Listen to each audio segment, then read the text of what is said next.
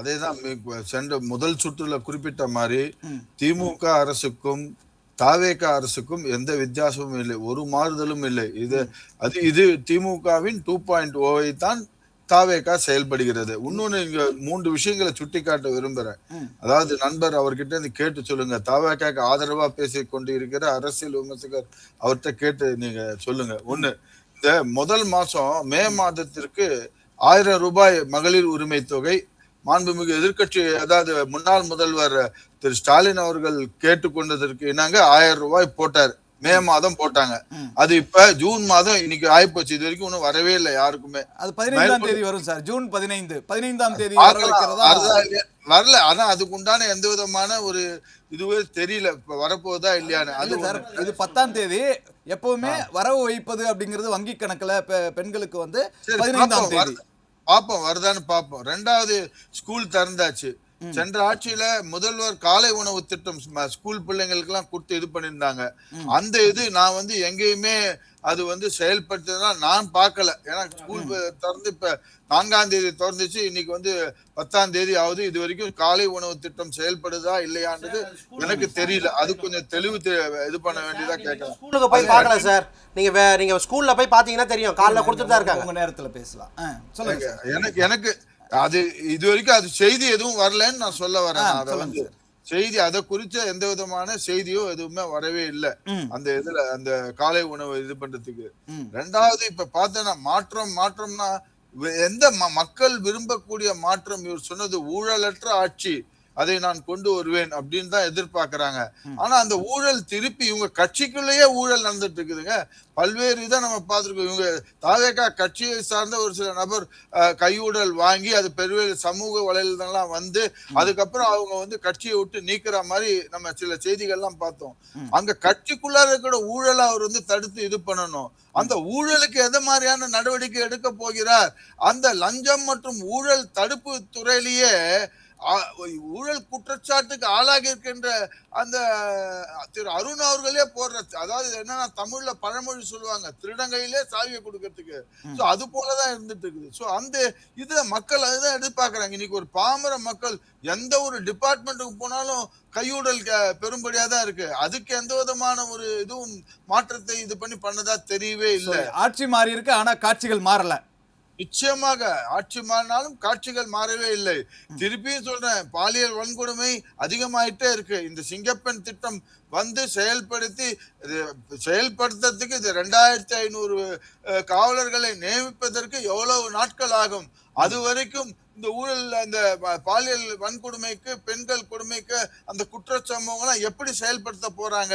அதுக்கு என்ன alternative plan இப்ப ஆரம்பிச்சிட்டாங்க.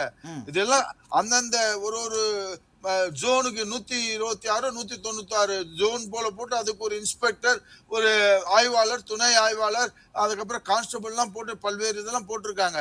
அதெல்லாம் இன்னும் செயல்படுத்தவே இல்லை. சோ இதெல்லாம் எப்படி செயல்படுத்த போறாங்க? மக்கள் ஆவலோட எதிர்பார்த்து இருக்காங்க. இதெல்லாம் நிறைய சவால்கள் இருக்கு இந்த ஆட்சியில். அப்ப முக்கியமா பட்ஜெட் எப்போ வரப்போகுதுன்னு எதிர்பார்க்கறாங்க மக்கள். வெள்ளை அறிக்கை கொடுக்கிறேன். யூசுவலா பட்ஜெட்டுக்கு முன்னாடிதான் வெள்ளை அறிக்கை தாக்கல் செய்யணும். பட்ஜெட் இப்ப 18ஆம் தேதி நடக்க போகுது சட்டசபை. இவரு முதல்ல என்ன சொன்னாரு? அவரு பதவி இருக்கிறப்ப நிதிநிலை பற்றி வெள்ளை அறிக்கை நான் சமர்ப்பிப்பேன் அப்படின்னு சொல்லி சொன்னாரு. அது வெள்ளை அறிக்கை பொதுவாகவே மரபு என்னன்னா, ஒரு வெள்ளை அறிக்கை முன்னாடி, அதாவது சட்டமன்ற கூட்டம் வரத்துக்கு முன்னாடி வெள்ளை அறிக்கை தாக்கல் பண்ணுவாங்க. அதன் மீது விவாதங்கள் நடைபெறும் சட்டமன்றத்துல.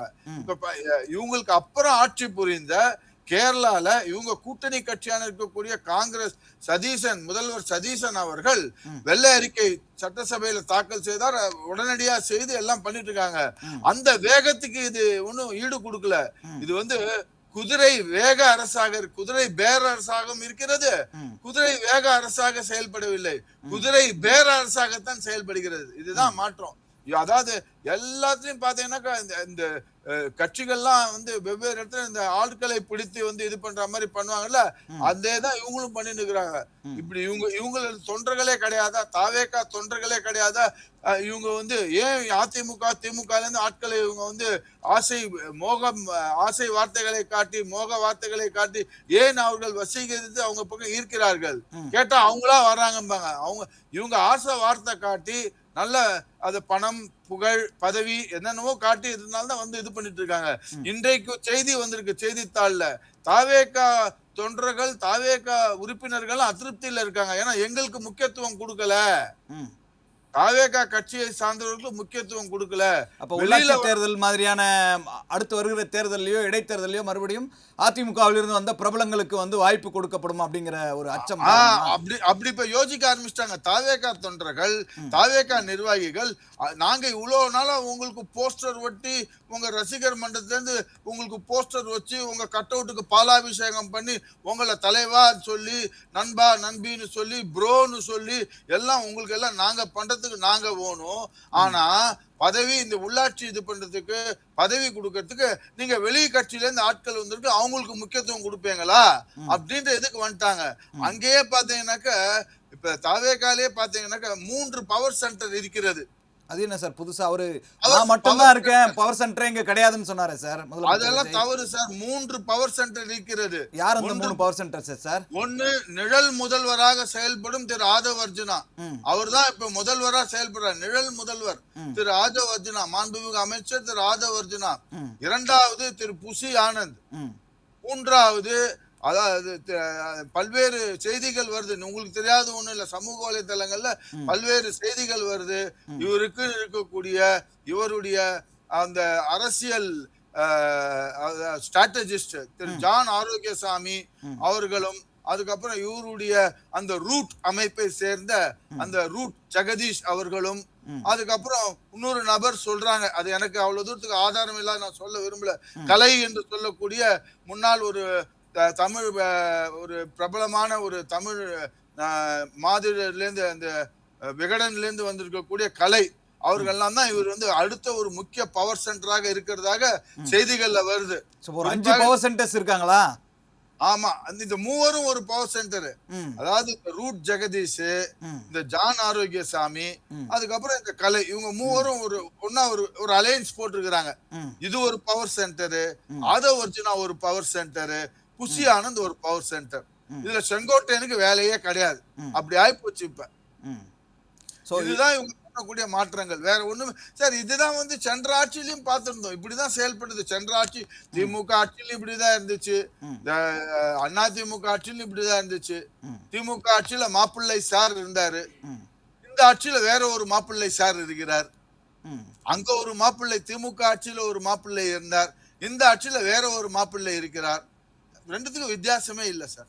Okay sir.